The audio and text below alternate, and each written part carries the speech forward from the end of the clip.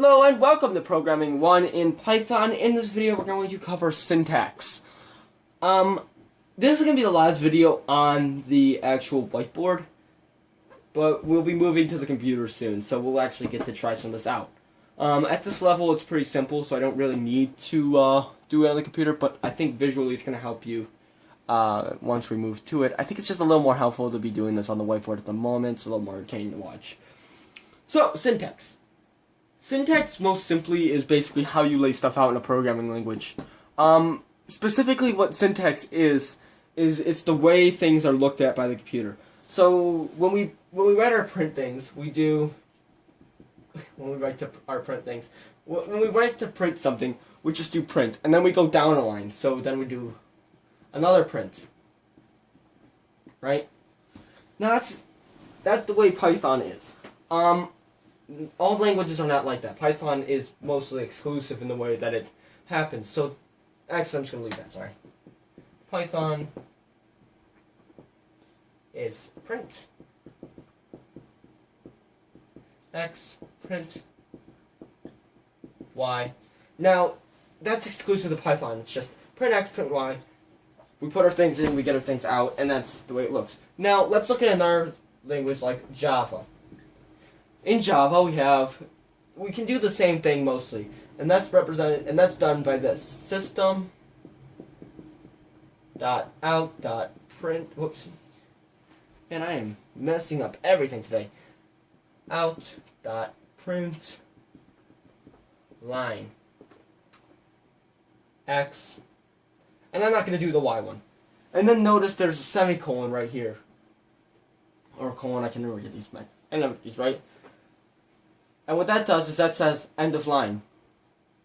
Now what these are, each line in Java and in Python, each operation is referred to as a statement. So one line from semicolon to semicolon is a statement. So system.out.print line X is a statement. And in Python we have print X, print Y. Those are each statements individually. Now the disadvantage to Python specifically is that it's sensitive to tabs. So let's say I wanted to do something in a loop. Now in a loop a loop is not covered here. We haven't covered a loop yet. We might cover a loop in the future. If we do, we'll be returning to the whiteboard. A loop is basically do things over and over again until something is met. So, in the case of a loop in Python, we do usually while, and my LE looks like a K. I'm just going to do while true, which will basically be an infinite loop. It'll never stop doing it.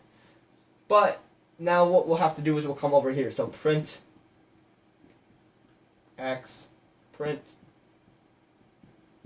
Y, and then if we want, okay, so look at this.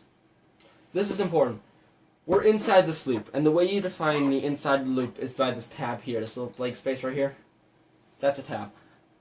It moves over, and now everything inside there is in the loop. We won't work with a loop at all.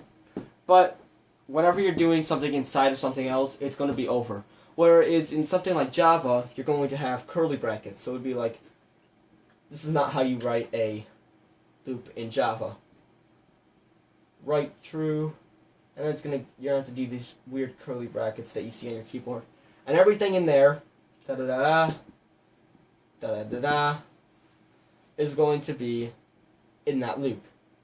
Now Python's great, but you have to be very, very, very mindful of tabs. So you might also have issues where statements are skipped or your program crashes. Make sure everything is spaced all the way to the left. No tabs at all. Since we're not going to be working with loops at all, or we might not be, I don't know yet, I haven't gotten that far. Since we are not working with loops at all, or not working with if statements, we don't have to worry about this in the moment. So everything should just be tabbed to the left, and we'll deal with it as it comes. Alright, so let's move to the computer, and stay tuned for the next episode.